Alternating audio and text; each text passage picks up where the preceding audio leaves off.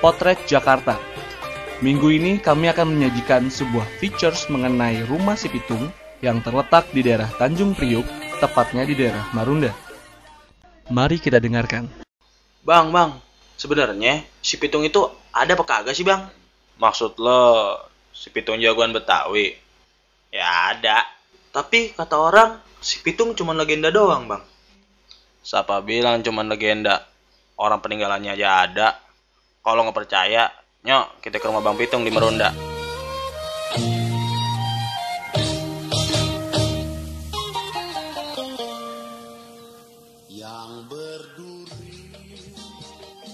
Rumah si Pitung berdiri tepatnya pada abad 18 Masehi bertepatan dengan lahirnya cerita si Pitung tersebut.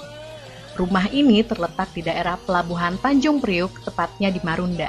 Berdiri di atas lahan seluas 2.500 meter persegi, rumah ini sudah berkali-kali direnovasi, terakhir pada tahun 2006. Dengan corak warna merah yang menyala, rumah ini berdesain rumah panggung dengan material kayu jati sebagai susunannya. Motif corak ukirannya sederhana, bergaya Betawi tempo dulu dengan ciri khas ukiran yang besar. Berikut penuturan Bang Farhan, salah seorang pengurus dari Rumah Marunda. Yang saya tahu di sini model rumah-rumahnya dulu model-model rumah panggung gitu. Jadi berdasarkan dirinya, rumah ini diperkirakan berdirinya abad 18, tahun 1700, abad 18 gitu. Nah, kalau masalah usia rumah ini mungkin udah 350 tahun ya. Nah, sekarang kalau masalah renovasi mah udah banyak. Pertama tahun 72. Nah, terus terakhir tahun 2006. Cuman kalau masalah renovasi ini belum ada perubahan tuh. Bila kita lihat ke dalam, kita tidak akan melihat satupun barang-barang peninggalan si Pitung karena dari segi usia sudah sangat rapuh. Sisa peninggalan rumah Pitung hanyalah berupa sebuah kursi goyang yang kini berada di Museum Kota Fathahillah. Renovasi terakhir pada tahun 2006, Pemda Jakarta Utara menambahkan sebuah pendopo di samping rumah panggung si Pitung dan dihiasi dengan taman yang dilengkapi dengan lampu-lampu yang indah. Walaupun sampai sekarang proses renovasi tersebut belum selesai. Hei si Pitung, kamu orangnya berani-berani bikin onar di Batavia ini ya. Verboden ye untuk kesini. Vervelen. Pih, Tuan Kompeni, ente yang macem-macem di tanah gue. Gue kagak usah banyak ngomong lagi dah. Ayo dah, Cek, Cimande, Cikalong, bet, buka, tutup, beksi, Cek. Maju deh kalau pada berani. Oke saudara, shoot si Pitung. Tembak! Bikin habis dia orang. Tembak!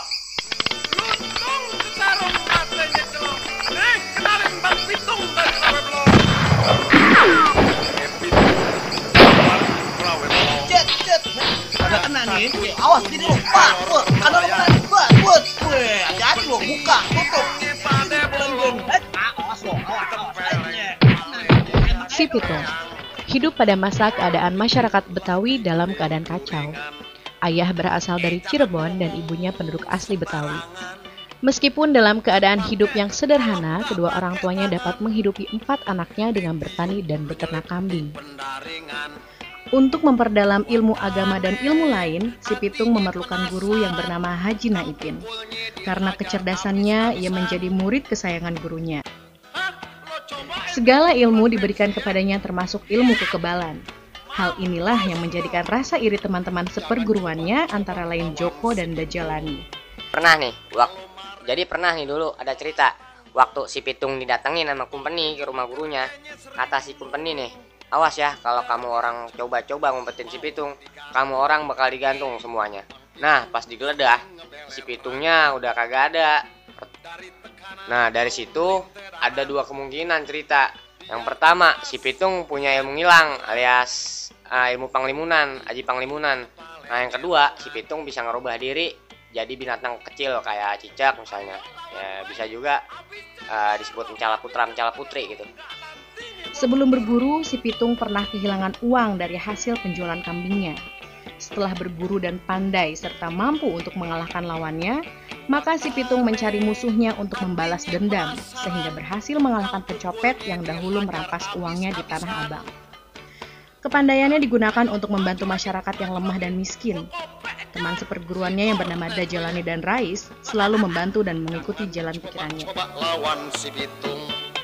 Suatu bulan puasa, Pitung bersama sahabat-sahabatnya bermaksud untuk mensucikan pisau pusakanya di tempat gurunya, yakni Haji Naipin.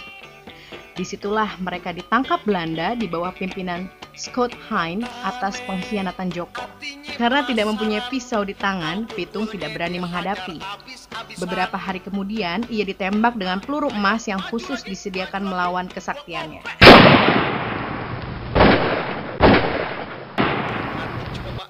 Penembakan ini terjadi di jembatan Haji Ung. Mayat si Pitung dikuburkan dengan kepala dan badan terpisah agar tidak dapat hidup kembali.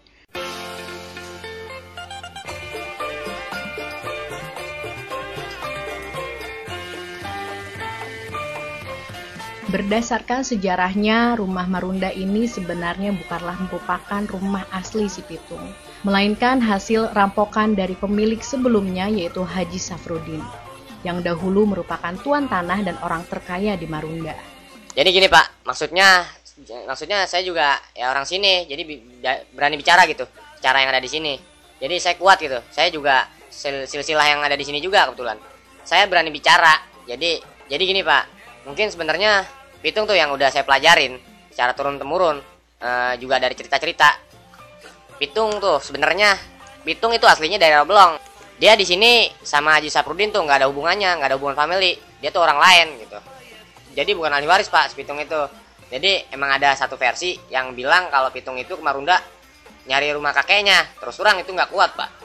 Yang pasti, tuh Pitung intinya orang lain, bukan family. Nah, mungkin kalau kata tokoh-tokoh nasional atau orang Pemda, kan orang DKI itu deh. Dibilang hasil rampokan si Pitung. Dibilang hasil rampokan si Pitung sih emang bisa. Kenapa? Soalnya si Pitung di sini keberadaannya orang lain, nggak ada hubungan family kan. Nah, bukan ahli waris tuh. Dan juga si Pitung dulu sama Haji Safruddin ini tentang masalah kerjasamanya belum diketahui dengan pasti gitu. Apakah si Haji Safruddin emang nitip sama si Pitung untuk melanjutin rumah ini? Saya juga belum mengetahui dengan pasti. Tapi keberadaan si Pitung di sini dulu emang pernah ada katanya. Emang pernah ada ngumpet bukan untuk tinggal.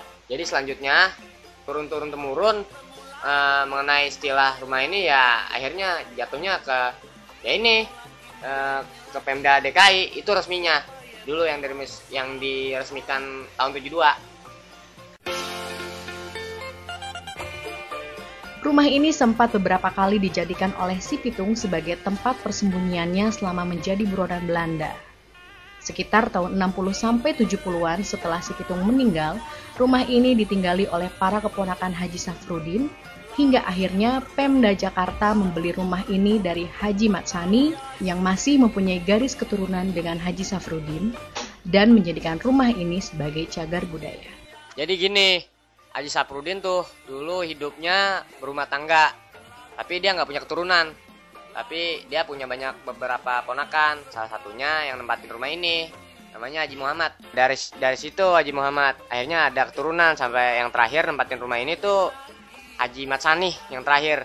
Sampai terakhir ke Pemda dari Haji Matsani. Tapi yang punya banyak kuasa bukan Haji Matsaninya, tapi istrinya, namanya Haji Fatimah.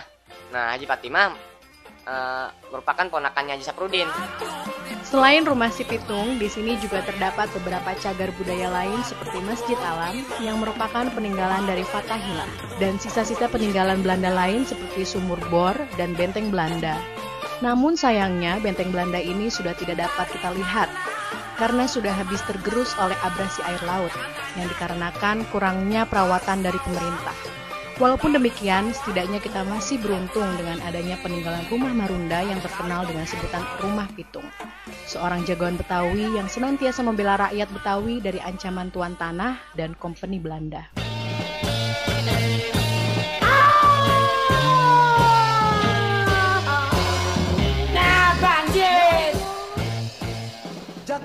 Anda baru saja mendengarkan Potret Jakarta. Acara ini disponsori oleh Ayantri.